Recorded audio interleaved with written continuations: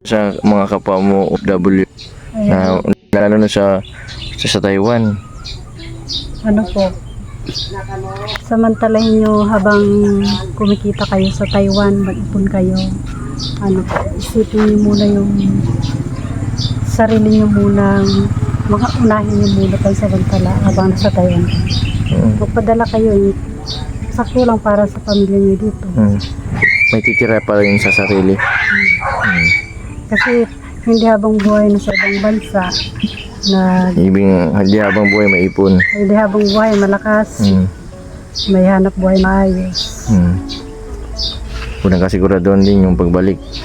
Walang kasiguraduhan kasi yung kontrata naman dyan sa Taiwan. Kasi pagbalik mo sa Pilipinas, kung wala kang pera, Wala. yung pagtanggap sa iyo wala. Pero pag mapera ka, grabe yung pagtanggap. Hindi ka welcome. Ha? Hindi ka welcome pagka wala kang pera. Yan. Yan po mga kalingap, mga kabente, nung nakaraang gabi po ay may nakita kami sa may labas po ng Robinson Mall na isang babae na ang pangalan po ay Ate Erma. Siya po ay isang dating OFW na nakipagsapalaran, ngunit ay nabigo. Umuwi po sa Pilipinas, kaso parang malamig po yung pagtanggap ng kanyang pamilya at isa pa ay iniwan din siya ng kanyang asawa. At yung ipon po niya, yung sahod niya ay lahat po pinadala, kaya wala po siyang natira. Pagkatapos po noon, isinama din po namin sa SM para po pakainin. Pagkatapos po niyan ay dinala po namin sa isang hotel dito po sa Naga City, yan sa Sugu Hotel, para makapagpahinga. At kinaumagahan po ay binalikan po namin para ihatid po namin sa kanilang bahay. Yan po mga kalingap, mga kabente, sundin ko na po si ate dito sa hotel na pinag-iwanan ko po. Ihatid ko na po siya sa lugar nila sa Calabanga.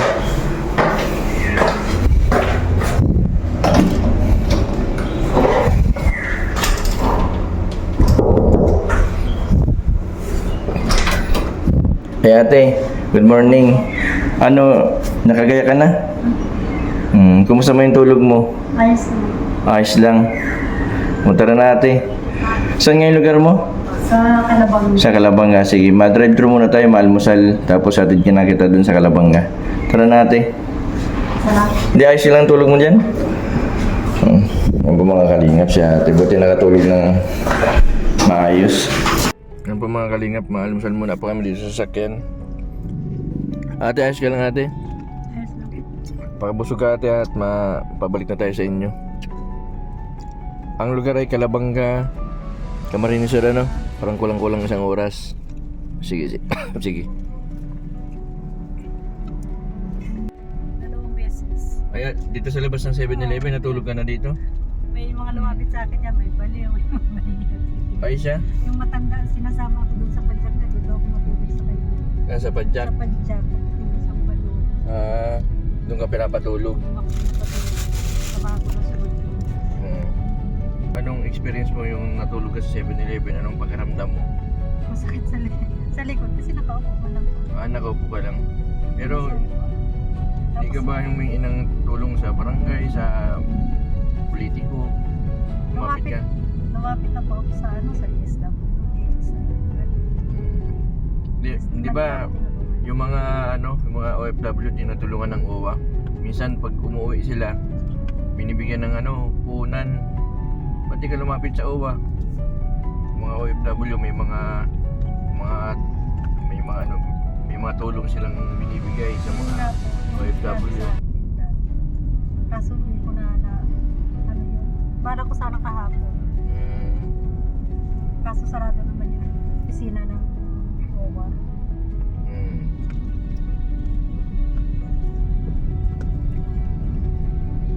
Doon ka natin sa at ano mo yung galit, ano mo yung mga parinig na salita. Diretso? Diretso ate Ate diretso Problema ko lang po gusto ko may peace of mind lang. Ano mo yung peace of mind na nasa kalsada ka?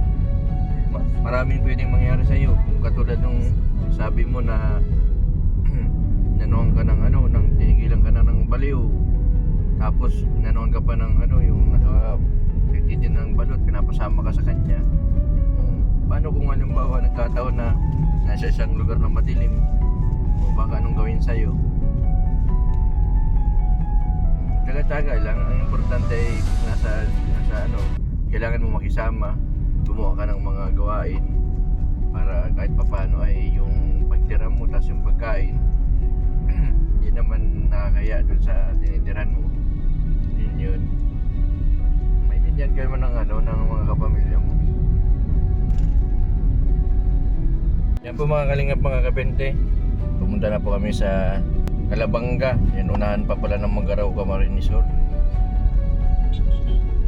Napakalayo, walang pala isang oras ang biyahe. Mahirap din po pala yung ano, yung kapag halimbawa ginawa mo nun, gumawa ka na ng mabuti sa kapwa, sa kamag-anak. Yan, isang pagkakamali mo lang, wala na yung mga tulong na binigay mo sa kanila, hindi nila naaalala. Kaya sa mga OFW po na nagtatrabaho po sa abroad, magtira po kayo para sa sarili ninyo at mag-imbis po kayo ng mga property na kapag halimbawa nagkaedad po kayo ay pagpunta po ninyo dito sa Pilipinas ay mayroon po kayong babalikan at mayroon po kayong pagsisimulan na kahit pa paano ay may negosyo kayo na sisimulan dito sa Pilipinas. Kaya ng naging experience na ate na naging masalimuot. Hindi naman po lahat ng mga OFW ay siniswerte po sa abroad. Yan, pagkos yan, nakikipagsapalaran po sila para sa pamilya. Ano talaga ito eh.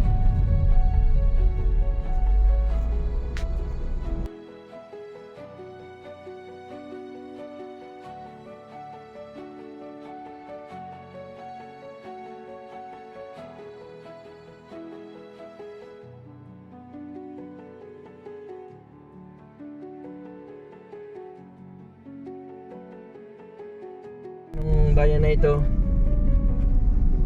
Calabanga na ito? Ay, hindi pa. Tawag po ang Camarines Sur. Ate, dito na?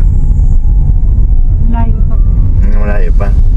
Sinong kasama mo sa bahay? Sino nakatira dun sa bahay na punta natin? Mama ko tsaka yung dalawang apo niya. Tapos Lalaki, babae, yung apo niya? babae. Tapos isang kapatid kong bunso. Lalaki.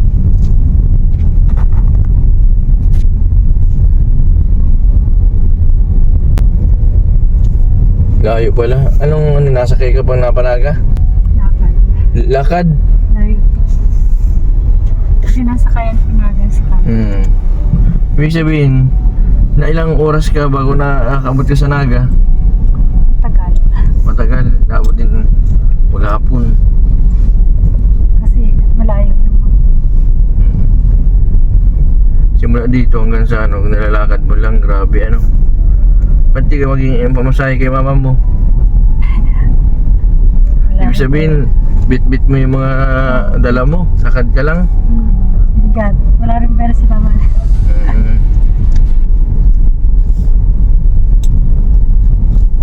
Kaya ayaw ko maging pabigat din. Kaya umalis ako. Hanap ng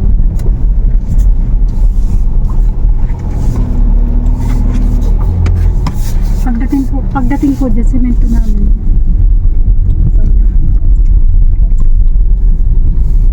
Ibabarking ko na dito, tuloy pa. Malayo pa yun. Malayo pa. Puntang bundok.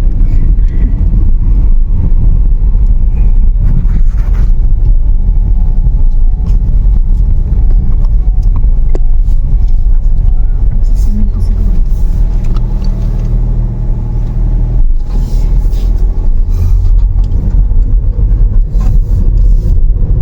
Isang guko. Ang hanap buhay pala dito ay ano, palay, saging ano.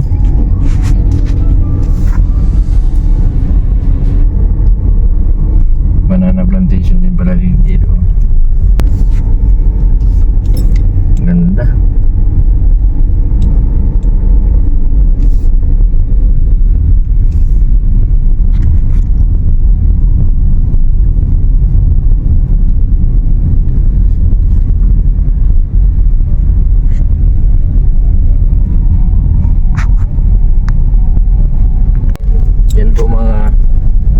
mga kabente, lubak-lubak na naman ang daan. Napakalayo yung bahay nila ate. Sayad. Nilalakad lang pala ito hanggang sa dito, hanggang Naga City. Napakalayo. Abutin ka na isang araw pag yung naglakad ka. Ang ganda ng lugar. Dito lang po sa lugar po na ito, masipag ka lang po ay mag-ubuhay ka na. Ate, dapat ay nang magtanim-tanim ka na lang sa bahay nyo at isa nalilibang ka. Isa doon nasa sentro ka, wala doon. Ito po pati na. Mga ni mama nga na mag-ilat. Ay, grabe ang initin na mo. Sobrang init. Natuyo yung mga ng palay. Yung mga Nasunog. O sinunog yan. Yan po mga kalingap, mga kabente, narito na po ako sa barangay po ni ate. Ate, anong barangay ito? Barangay Sugod. Tara, sugod tayo. Yan, dito po sa papasok na ito. Atin natin si ate sa bahay nila. Napakalayo, doon pa ang Naga City, inikutan pa po namin. Grabe, nilakad lang pala ito hanggang sa Naga. Natin sa susunod na, huwag ka na maglayas. Ito pong kabila ay dagat na pala ito. Ito. Nagmumotor ang driver ay babae. Bata pa. Baka ate wala maparkingan nigdi. meron po. Kaya ang kotse dito hindi. Ay, yung tas. Ay kasya, mabira. Yung truck na.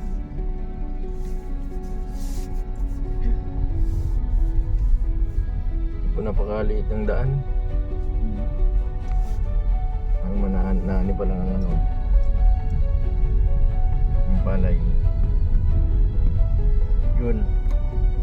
Paano ito baka mahulugin ni ate? Ayun lang.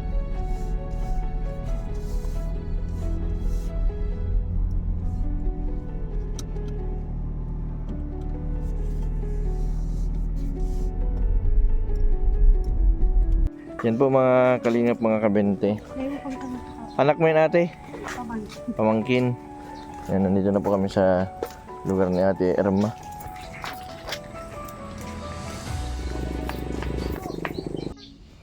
Ate Ma, dito ang bahay mo. Ito pala yung bahay ni ate Irma. Bahay ng mama. Ilang taon na ate Irma yung mama mo? Ilang taon na?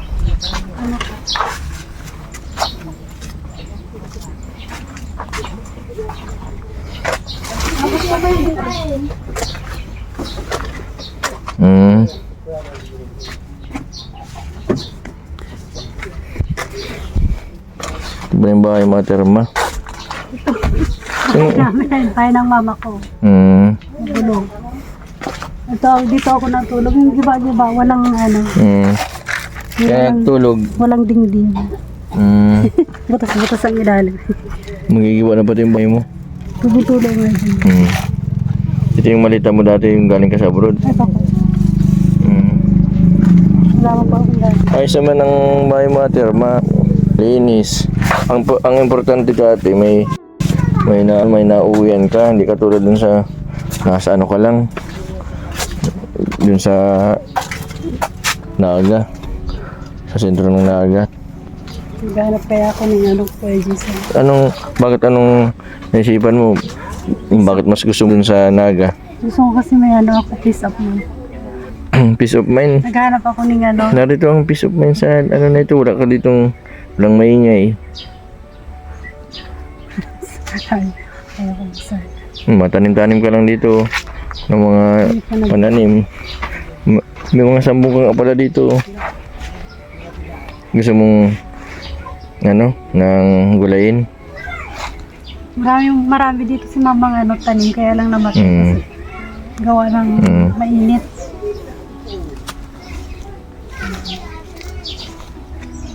Ang gangaw. Ang dami ba? Ate Irma, bibigay ko sa'yo kunting tulong.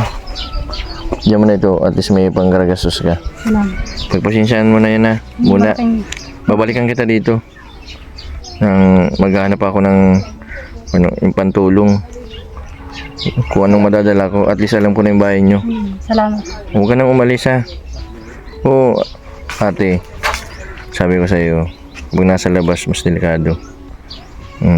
At least, alay mo, may magbigay, magtulong sa'yo ng mga kapwa mo. OFW sa Taiwan, mabigyan ka ng kahit pampuhunan sa pagsimula ng negosyo. Kahit dito, pwede ka dito magtindahan sa labas. Magawa ka lang ng tindahan. Pwede mo na yung libangan. Hindi man kay mama lupa to. O kahit na magawa ka lang ng ganito, yung kahoy lang, plywood, kasi gawin mo dyan, at least may lilibangan ka. Kahit pa paano, income ka. Paminda dito, mag-ano ka ng mga, may pinabalahan ka. Ayun po mangga. Hmm. Marami ano. Pangsangka. Nasalitan ka man. O, nagpaparinig. Hayaan mo lang. Si mama po, mabait man si mama. Ano talaga. Hayaan mo lang kasi unang-una, siyempre kung may problema sa pagkain. Pero paparinig talaga. Wala tayong kung ganyan na ugali. Pagpasensya na natin, tayo ang malawak ang pag-iisip. Tayo na lang umunawa. Isa nasa labas ka, mapapahama ka din. Sabi ko sa iyo. Mapras ko pati dito. Tanim-tanim ka lang dito ng mga halaman. Importante man sa bahay ay kahit man ganito yung bahay ninyo, ang importante ay malinis. Ang kailangan mo lang makapagsimula ka ng negosyo, mag-isip ka ng pagbalik ko, kung may magtulong sa iyo. Sa mga kapwa mo OFW, lalo na sa Taiwan. Ano po, samantalahin nyo habang kumikita kayo sa Taiwan, mag-ipon kayo. Ano po, isipin nyo muna yung sarili nyo muna, unahin nyo muna pansamantala habang nasa Taiwan. Magpadala kayo, sakto lang para sa pamilya nyo dito. May titira pa rin sa sarili. Kasi hindi habang buhay na sa ibang bansa, hindi habang buhay maipon. hindi habang buhay malakas, may hanap buhay maayos. Unang kasiguraduhan din yung pagbalik. Walang kasiguraduhan kasi yung kontrata naman dyan sa Taiwan. Kasi pagbalik mo sa Pilipinas, Basta. kung wala kang pera, Wala. yung pagtanggap sa iyo, wala. Pero pag mapera ka, grabe yung pagtanggap. Hindi ka welcome. Ha? Hindi ka welcome pagka wala kang pera. Yan.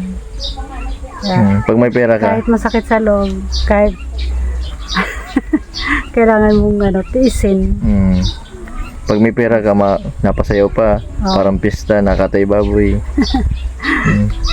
Tinaya mo na natin ng ang Diyos, hindi man yan natutulog.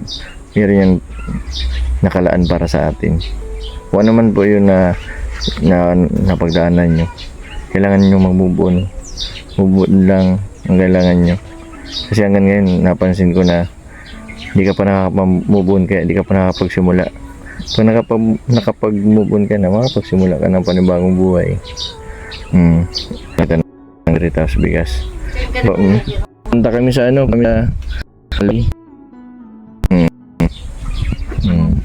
Nanay. Dumani ka maka. Grabe po ang po dito, Hindi ba? Gusto niya naman Rest ko talaga dito. May mangga. Gusto baling ko. Balimbing. Balimbing. Maraming balimbing sa amin sa dait. Kaso mga tao lang. Hindi man, joke lang. Paborito ko yung bata pa ako. Wala man maakyat. Ano sungkit yun? Ayun, ang dami bunga. Ay, malalaki ba ito, Ha? Kaso rin nagulit. Yung 19, paano bidot na? Si ate Irma, isang OFW na kipagsapalaran kasi umuwi. Ito yung naging niya. Napakahirap yung sitwasyon na naging OFW ka ng 6 na taon. Tapos lahat pinadala mo, wala kang tinira sa sarili. Kaya yung pag-uwi niya, Ayun o. hindi siya welcome. Wala siyang pera pag yun.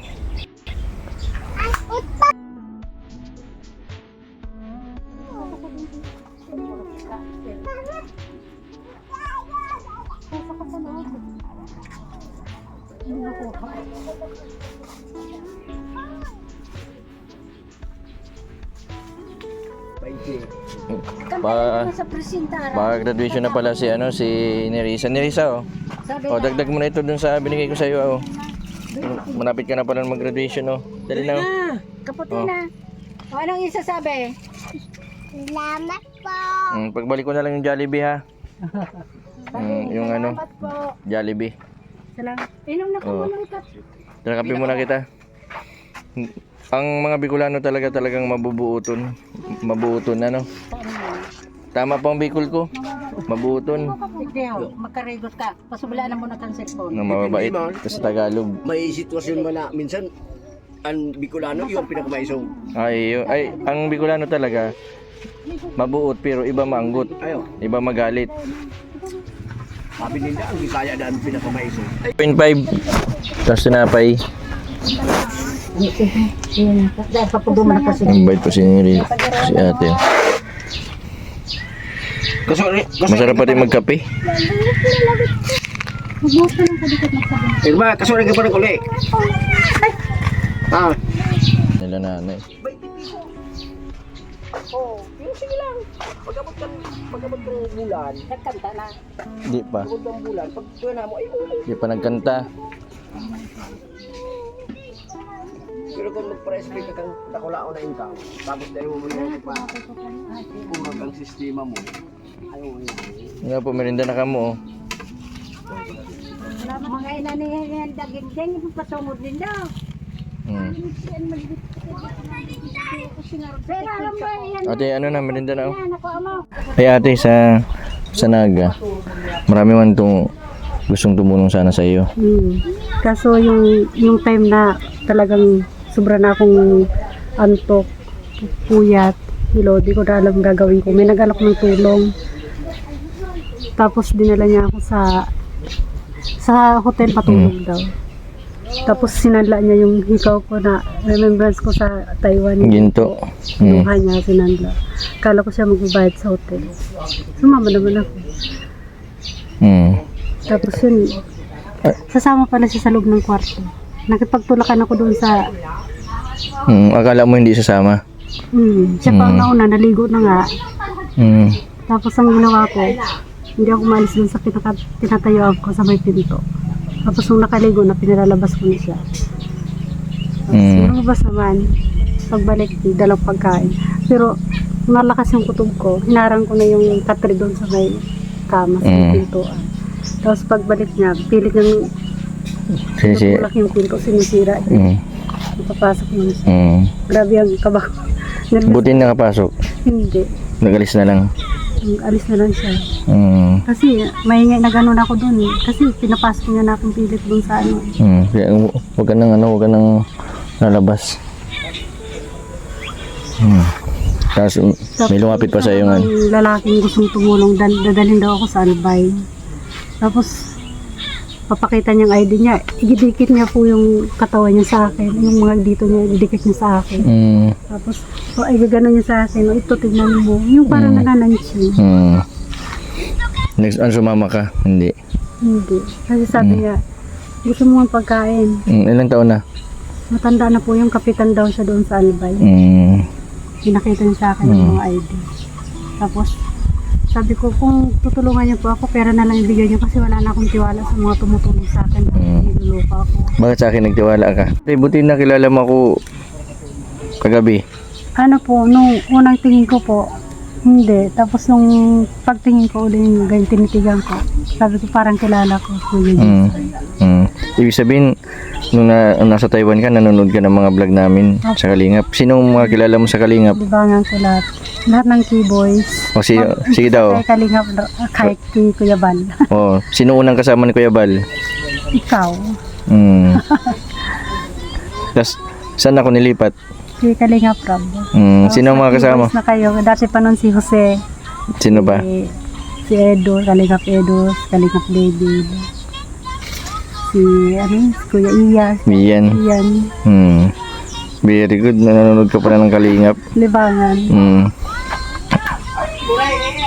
Yan mo, ano kita sa ano. Yan sana ano kasi dun walang magandang maidudulot, walang mabuting mangyayari pag nasa kalsada ka. Ang sabi nga ng iba, sa una nasa lansangan ka, natutulog. Habang tumatagal na yan, baka nakaganyan na ang kamay mo, may lata ka na. Oo, kasi hindi mo na kaya magtrabaho, parang nawalan ka ng pag-asa. Ganun yung nagsisimula sa may kakilala ko noon na ganun, parang pabaya sa sarili, nagtatrabaho. Dumating yung panahon na may edad na. Yung na nagtatanggap ng trabaho, si may edad na. Ang ginawa niya, na sa kalsada. Sa kalsada natutulog. Tapos, mga ilang naman, malimos na. Ha? Ha?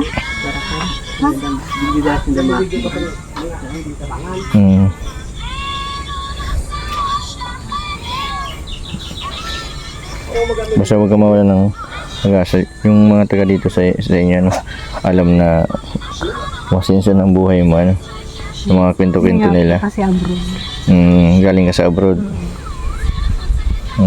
Alam nila na naging maganda ang buhay mo, pero hindi nila alam yung pinagdaanan mo. Ayaw mo mababawi mo din yung bahay na naipundar mo sa Cavite. Malay mo, swertein ka sa negosyo. May rin ako doon, may e-bike din ako doon. Nasaan na e-bike mo? Ako rin ng 3.5. E-bike? E-bike. Motorbike na. Ba't bininta mo? May umuwi kami dito. Kompleto po ako doon. May aircon, may rep, pati. Bininta mo din? Bininta mo din? May makina yung makina na sa pagtatahi. Ibig sabihin marunong ka manahi. Pwede ka pa naman manahi ng mga basahan. Kaya pag uwi ko galing Taiwan, nagtahi po ako. Kaso ang nangyari, yung katrabaho ko na sa akin kasi siya ang pinapabura ng amo ko. Ako dumating. Ko sa nilasa. Binigyan ako, sinamaga ng dito ko. Sa kidney. Halos hindi na ako makain na. Kasi nga nakasorbe. Si Ate Rama, mapunta na din kami. Basta ingat-ingat na lang. Basta pag may mabalik kami dito bago magkatapusan. Mabalik muna kaming dait. Kasi nawala na ako ng budget. Sa sunod na lang ako mapa-albay ng marami din po kami napuntahan dito sa Kamsur. Ngayong alos na po kami dito ng 2 araw na. 2 araw na po kami sa Kamsur. Maganda po ang dito, mga tao mababait. Magdala kayo ng sili kuya Jason. Sili? Sili. Maganda ba kayong sili? Sige. Sili. Bibigyan daw po tayo ni Ate Irma ng sili. Ano yun Ate Irma? Sili. Pang tataba ng sili Ano ito? Siling manghang Maganda ito sa sa pizza. Kaya pag Yan, mahangang yan. Pang-pizza. Malang po ito? Anong siling demonyo yata ito? Hindi man? Hindi demonyo. Ano po yan? Angel. Angel. Siling angel. Kuya, labuyo, gulpe. Yan po mang labuyo. Kapsada kung gusto. Sige po. Sa suka. Ate Irma, alam mo kung bakit gusto ko ng sili? Pag inaantok ako sa biyahe, yan ang ngangatain ko. Di ako aantokin.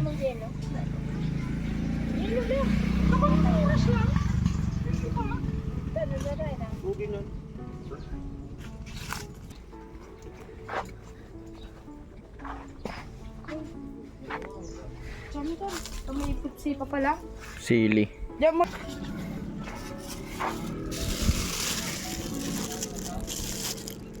Siling. Ate, ano pong kakatayin ninyo? Ano pong kakatayin sana po ninyo? Tinik-tinikan. Inalok kami na kumain ng dito tanghalian. Kaso palis na din kami. Kakatayan pala kami ng Kala ko anong kakatayin, ito pala ang kakatayin nila Langka, tinik-tinikan po lang tawag nila dito. Oo, Bicol. Tinik-tinikan. Nang ano po? Nanay, ano pong sabi po ninyo? Ito, Balimbing. Oo. Para makagkuha pa. Di okay na po yan. Hindi, please, pay mo ito yan. Sa diet po, maraming balimbing. Nanay, maraming balimbing. Tao. Walang tanim. Yan po, maraming salamat po para kay Ma'am Lydia Golden sa binigay po ninyo sa pang-ayuda po ng pantulong ko po sa mga tinutulungan ko po. Maraming salamat po sa binigay po ninyo. Sige po, maano din po kami. Salamat po sa ang babait ng mga tao po dito. Inalok po tayo ng kape, ng balimbing, binigyan pa ako ng sili. Sipag pati yung mga tao dito at ano.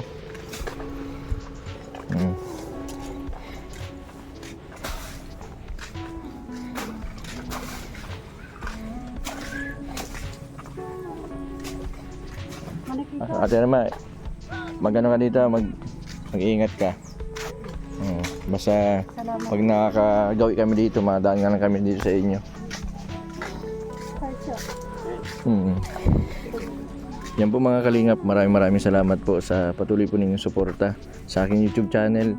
Yung po sa mga gusto pong tumulong kay Ate Irma, ilalagay ko po ang Gcash ko sa comment section. Sana po ay matulungan po natin kahit po makasimula na pampuhunan po sa negosyo. Napakahirap po yung hirap niyan dinanas sa ibang bansa. Tapos ngayon po ay nagsisimula ng panibagong buhay. Sa mga hindi pa po nakapag-subscribe, pa-subscribe po Mr. Bintiboy Vlog. Maraming po salamat. God bless po sa inyo lahat. Ate Irma, bye-bye.